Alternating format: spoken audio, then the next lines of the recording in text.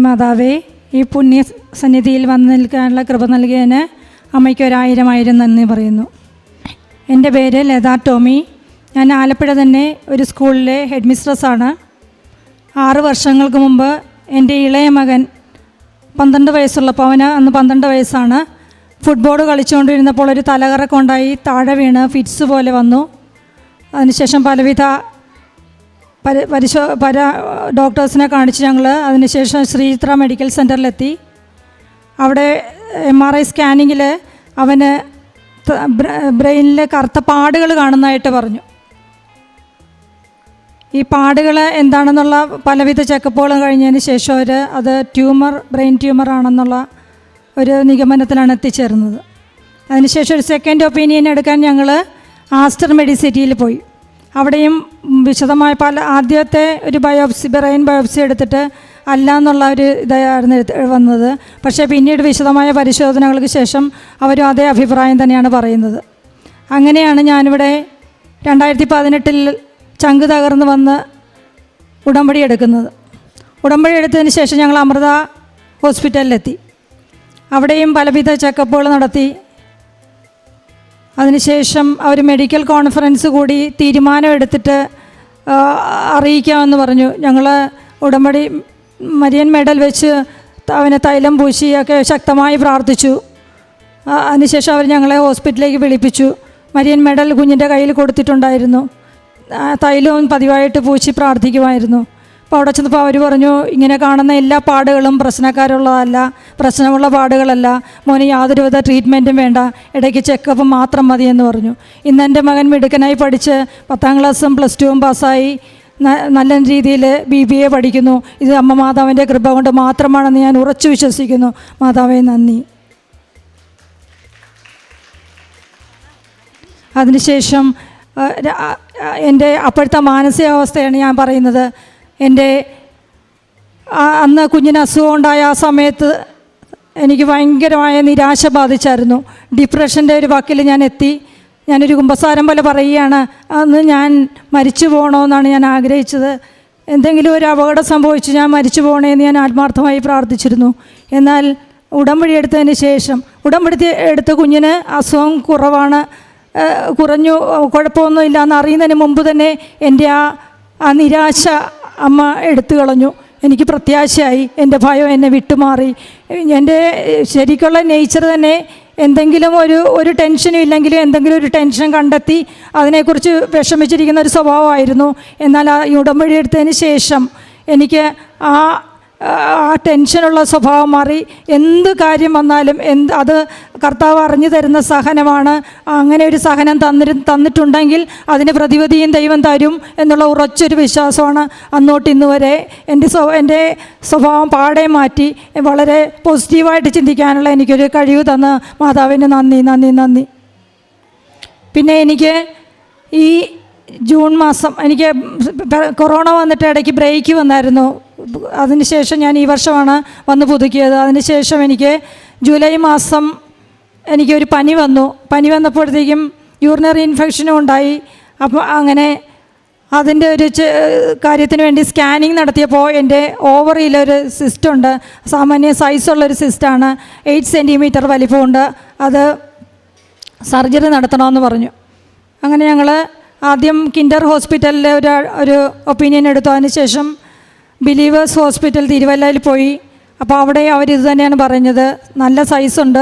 അതുവരെ യാതൊരു സിംറ്റംസും ഇല്ലായിരുന്നതുകൊണ്ട് എനിക്കറിയാൻ സാധിച്ചില്ല, ഒരു സിംറ്റമും ഇല്ലായിരുന്നു. അപ്പോൾ അങ്ങനെ അത് എടുത്ത് കളയണമെന്ന് പറഞ്ഞു. അപ്പോൾ എനിക്ക് അവധി അധികം ഇല്ലാത്തതുകൊണ്ട് കീഹോളാണ് ഡോക്ടറോട് ആവശ്യപ്പെട്ടത്. അപ്പോൾ ഡോക്ടർ പറഞ്ഞു, അങ്ങനെയല്ല, ഇച്ചിരി കോംപ്ലിക്കേറ്റഡ് ആണ് ഈ സിസ്റ്റ്, അപ്പോൾ അത് നമുക്ക് ഓപ്പൺ സർജറി നടത്തണം. എന്നിട്ട് ഓപ്പറേഷൻ്റെ ഇടയ്ക്ക് തന്നെ അത് പാത്തോളജിയിലേക്ക് അയച്ചിട്ട് ഞങ്ങൾ വിചാരിക്കുന്ന പോലെ ഒരു പ്രശ്നമുള്ളതാണെങ്കിൽ ഇച്ചിരിയുടെ വലിയ ഒരു ഓപ്പറേഷനായിരിക്കും, അല്ലെങ്കിൽ അത് കുഴപ്പമില്ല ഉണ്ടാകുകയില്ല എന്ന് പറഞ്ഞു. പക്ഷേ അവരുടെ സംസാരത്തിൽ നിന്ന് അത് ഇച്ചിരി കോംപ്ലിക്കേറ്റഡ് ആണെന്ന് തന്നെ ഞങ്ങൾക്ക് മനസ്സിലായി. പക്ഷേ എനിക്ക് ഒട്ടും നിരാശയോ പേടിയോ തോന്നിയില്ല. ഞാൻ പറഞ്ഞല്ലോ, എൻ്റെ സ്വഭാവത്തിൽ വളരെയധികം മാറ്റം വന്നു. ഞങ്ങൾ പ്രാർത്ഥിച്ചു. അപ്പോൾ എൻ്റെ ഹസ്ബൻഡിന് എന്നേക്കാൾ വിശ്വാസമാണ്. എന്നോട് പറഞ്ഞു, നീ എന്തിനാണ് ഒരു വിധത്തിലും പേടിക്കരുത്, അത് നമ്മൾ ഉടമ്പടിയിലാണല്ലോ എന്ന് പറഞ്ഞു. അത് എൻ്റെ ഓപ്പറേഷൻ ജൂലൈ 20-ാം തീയതി നടന്നു. ഓപ്പറേഷൻ്റെ ഇടയ്ക്ക് ഹസ്ബൻഡിനെ അവർ വിളിപ്പിച്ചിട്ട് പറഞ്ഞു യാതൊരു കുഴപ്പവും ഇല്ലാത്ത സിസ്റ്റാണ്, അതുകൊണ്ട് പാത്തോളജിയിലേക്ക് അയക്കുന്നില്ല എന്ന് പറഞ്ഞു. അതിനുശേഷം ബയോപ്സി റിപ്പോർട്ടും വന്നു, യാതൊരു കുഴപ്പമില്ലെന്നറിയാൻ കഴിഞ്ഞു. എല്ലാം മാതാവിൻ്റെ കാരുണ്യമാണ്.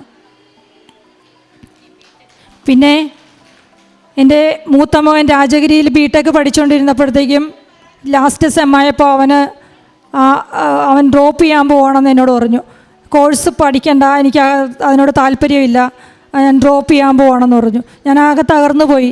ഉടമ്പടിയിൽ നിയോഗം വെച്ച് പ്രാർത്ഥിച്ചു. അവന് തൈലമൊക്കെ പൂശി കൊടുക്കുമായിരുന്നു. അതിൻ്റെ ഫലമായിട്ട് അവൻ്റെ മനസ്സ് മാറി. അവൻ നല്ല മാർക്കോടെ BTech പാസ്സായി. ഇന്ന് ബാംഗ്ലൂർ ക്രൈസ്റ്റ് കോളേജിൽ MBAക്ക് ടോപ്പറായിട്ട് പഠിക്കുകയാണ്. ഇത് മാതാവിൻ്റെ അനുഗ്രഹം ഒന്നുകൊണ്ട് മാത്രമാണ്. ഇതിനി ചെറുതും വലുതുമായ ഒരുപാട് അനുഗ്രഹങ്ങൾ മാതാവ് തന്നിട്ടുണ്ട്. ഉടമ്പടി എടുത്തതിന് ശേഷം പ്രത്യേകമായ ഒരു അനുഗ്രഹം പറയാനുള്ളത്, ഞങ്ങളുടെ വീട്ടിൽ സമാധാനം കിട്ടി. പല രോഗങ്ങളാലും മറ്റു പല കാര്യങ്ങളാലും വളരെ ടെൻസ്ഡായിട്ട് മുന്നോട്ട് പോയിക്കൊണ്ടിരിക്കുകയായിരുന്നു. എല്ലാവർക്കും പരിശുദ്ധാത്മാവിൻ്റെ നിറവും കുടുംബ സമാധാനവും ഞങ്ങൾക്ക് ലഭിച്ചു. ഇത് അമ്മ മാതാവിൻ്റെ കരുണ ഒന്നുകൊണ്ട് മാത്രമാണെന്ന് ഞാൻ വിശ്വസിക്കുന്നു. മാതാവേ, നന്ദി നന്ദി നന്ദി. കർത്താവെ, മരുന്നോ ലേപന ഔഷധമോ അല്ല, എല്ലാവരെയും സുഖപ്പെടുത്തുന്ന അങ്ങയുടെ വചനമാണ് അവരെ സുഖപ്പെടുത്തിയത്. ജ്ഞാനത്തിൻ്റെ പുസ്തകം 16-ാം അധ്യായം 12-13 തിരുവചനങ്ങളാണ്. തൻ്റെ മകൻ്റെ ബ്രെയിൻ ട്യൂമർ എന്ന് പറഞ്ഞ് 2 ഹോസ്പിറ്റലിലും അങ്ങനെ പറഞ്ഞിരുന്ന കാര്യം പിന്നീട് ഉടമ്പടി നേർച്ച വസ്തുക്കൾ ഉപയോഗിക്കുന്നു എന്നാണ് നാം കേട്ടത്. പിന്നീട് ഹോസ്പിറ്റലിൽ ചെന്നപ്പോൾ പിന്നീടുള്ള ടെസ്റ്റിലും സ്കാനിങ്ങിലുമൊക്കെ യാതൊരു കുഴപ്പവുമില്ല. അത് പേടിക്കേണ്ടതായിട്ടുള്ള ഒരു കാര്യമല്ല, നേരത്തെ സൂചിപ്പിച്ചിരുന്നത് പോലെയുള്ള ഒരു കാര്യങ്ങളും മോനില്ല എന്നുള്ള രീതിയിലാണ് പിന്നീട് പറയുന്നത്. അതുപോലെ വീണ്ടും ഈ മകൾക്ക് കിട്ടിയ സൗഖ്യം, സിസ്റ്റിൻ്റെ കാര്യം നാം കേട്ടു. സിസ്റ്റ് കോംപ്ലിക്കേറ്റഡ് ആണെന്ന് പറയുന്നു. എന്നാൽ അതും യാതൊരു കുഴപ്പവുമില്ലാതെ അതും ഉടമ്പടി നേർച്ച വസ്തുക്കളാണ് ഉപയോഗിക്കുന്നത്. പിന്നീട് വീട്ടിലാകെ ഒരു സമാധാനം വന്നു എന്നാണ് നാം കേട്ടത്. ഈ മകൾക്ക് കിട്ടിയ ധൈര്യം, തനിക്ക് നിസ്സാര കാര്യത്തിന് പോലും ഒത്തിരിയേറെ ടെൻഷൻ അടിക്കുന്ന ആളായിരുന്നു. അങ്ങനെ ഒരു ഡിപ്രസീവ് സ്റ്റേജിലേക്ക് പോയിരുന്ന ഈ മകള് ഉടമ്പടി എടുത്തത് വഴി പിന്നീട് എങ്ങനെയാണ് പരിശുദ്ധ അമ്മയിലൂടെ കിട്ടുന്ന ആത്മധൈര്യം, ആ ആത്മധൈര്യത്തിൻ്റെ ബലത്തിൽ ഈ മകൾ പിന്നീട് തൻ്റെ ജീവിതം ഇതൊന്ന് തീർന്നാൽ മതി എന്ന രീതിയിൽ പോലും നടന്നിരുന്ന മോളാണെന്നാണ് പറഞ്ഞത്. എന്നാൽ വീണ്ടും തൻ്റെ ജീവിതം ആരോ തന്നെ കൈപിടിച്ചുയർത്തിയതുപോലെ തൻ്റെ കൂടെ ആരോ ഉണ്ട്, തനിക്ക് ബലം നൽകുവാനായിട്ട് ഈശോയുണ്ട്, അമ്മയുണ്ട്, ആ ഒരു അവസ്ഥയിലേക്ക് മാറുകയും കുടുംബത്തിൽ തന്നെ സമാധാനം അനുഭവിക്കുവാൻ സാധിക്കുന്നു.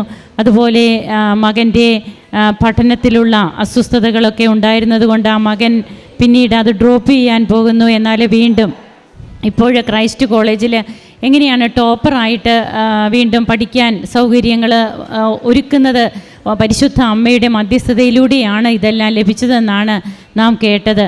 അപ്പോൾ നമ്മെ സുഖപ്പെടുത്തുന്ന കർത്താവിൻ്റെ തിരുവചനങ്ങൾ, ആ വചനങ്ങൾ വായിക്കുവാനൊക്കെ ഉടമ്പടി എടുക്കുമ്പോൾ ഉടമ്പടി നിബന്ധനകളിലുണ്ട് തിരുവചന വായനയിലൂടെയും അതുപോലെ മറ്റ് ഉടമ്പടി നിബന്ധനകളൊക്കെ പാലിച്ച് നാം മുമ്പോട്ട് പോകുമ്പോൾ നമുക്ക് കിട്ടുന്ന ആത്മധൈര്യവും പരിശുദ്ധാത്മാവിൻ്റെ ശക്തിയും നമുക്ക് ഒത്തിരിയേറെ നമ്മുടെ മുൻപോട്ടുള്ള ജീവിതത്തിൽ നമ്മെ സഹായിക്കും, തുണയ്ക്കും എന്നുള്ളതാണ് അനുഭവ സാക്ഷ്യത്തിലൂടെ നമുക്ക് മനസ്സിലാകുക.